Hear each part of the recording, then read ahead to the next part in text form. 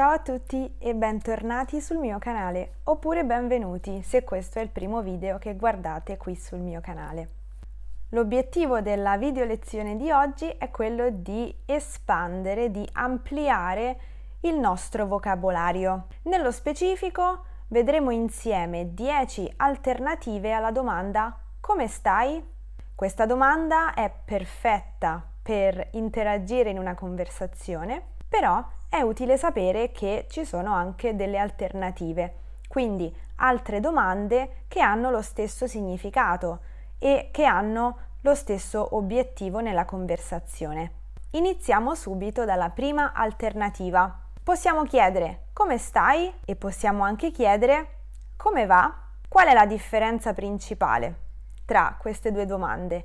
La differenza è che nel primo caso, quindi se chiedo "come stai?", devo ricordarmi di coniugare il verbo stare in base al numero di persone che ho davanti. Quindi se ho una sola persona dovrò dire "come stai?". In quel caso sarà conversazione informale oppure formale, quindi devo dare del lei? In quel caso dovrò dire "come sta?", terza persona singolare. Quindi, quando abbiamo la domanda con il verbo stare, dobbiamo ricordare di coniugarlo in modo coerente al contesto comunicativo. Nel secondo caso, invece, "come va?", non dobbiamo ricordarci di coniugare il verbo perché questa domanda è una domanda fissa. Come va? Ovviamente questa domanda è più informale. Tutte le alternative che vedremo nel video di oggi sono più informali rispetto a "come stai?", "come sta?", "come state?". Passiamo alla seconda alternativa, che è "tutto bene?". Questa frase di solito è usata come risposta. "Come stai?". "Tutto bene, grazie". Però se noi mettiamo il punto interrogativo alla fine e ovviamente cambiamo intonazione, questa può diventare una domanda. "Tutto bene?". La stessa cosa vale anche per la terza alternativa, che è "tutto a posto?". Anche in questo caso abbiamo trasformato una risposta in domanda, aggiungendo il punto interrogativo alla fine e cambiando intonazione. "Tutto a posto?". La quarta alternativa invece è un po' più lunga ed è "come vanno le cose?". Come vanno le cose? Utilizziamo sempre il verbo andare e in questo caso però lo coniughiamo in base alle cose. Quindi come vanno le cose? La quinta alternativa è "che mi racconti di bello?".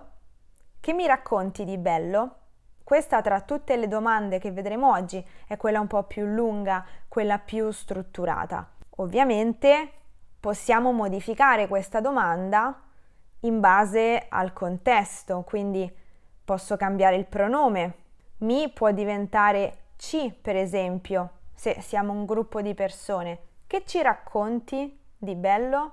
Il verbo raccontare può essere coniugato alle varie persone. Che mi raccontate voi di bello? Possiamo anche scegliere di non aggiungere di bello alla fine della frase e chiedere semplicemente "che mi racconti?". Che mi racconti di bello? Questa è un'aggiunta in più perché si auspica sempre di ricevere buone notizie. La sesta alternativa è "come te la passi?". Come te la passi? In questo caso usiamo il verbo pronominale passarsela. Passarsela bene, passarsela male. Significa stare bene, stare male. Quindi nella domanda ritroviamo questo verbo. Come te la passi? Oppure come ve la passate voi? Se avete bisogno di ripassare i verbi pronominali, nello specifico questo verbo, vi lascerò i link a quelle lezioni nella descrizione del video qui sotto. La settima alternativa è "come va la vita?". Come va la vita? Anche questa è una frase, una domanda fissa, quindi non cambia. come va la vita? L'ottava alternativa è come andiamo? Come andiamo? Anche questa, nonostante il verbo sia coniugato alla prima persona plurale noi, è in realtà una domanda fissa. Come andiamo? La nona alternativa è che si dice? In questa domanda riconoscerete il sì impersonale. Che si dice? A volte si aggiunge anche una parte a questa domanda che è dalle tue parti. Che si dice dalle tue parti? Cioè, come vanno le cose dove sei tu? Quindi sarò più propensa a domandare che si dice dalle tue parti se parlo ad esempio con una mia amica che abita a Milano. E siccome io abito a Roma, voglio sapere che cosa succede dalle sue parti, cioè che cosa succede dove lei vive, a Milano. E infine, la decima alternativa è più regionale, diciamo, è più un regionalismo. Ve ne presento due. Uno che è molto usato a Roma e un altro che invece è molto usato nel nord. Allora, a Roma potreste sentire le persone chiedere: che dici? Se domando ad un gruppo di persone, che dite? Nel nord Italia invece è molto comune chiedere com'è? Questa invece è una frase fissa, è una domanda fissa. Il verbo non cambia. Com'è?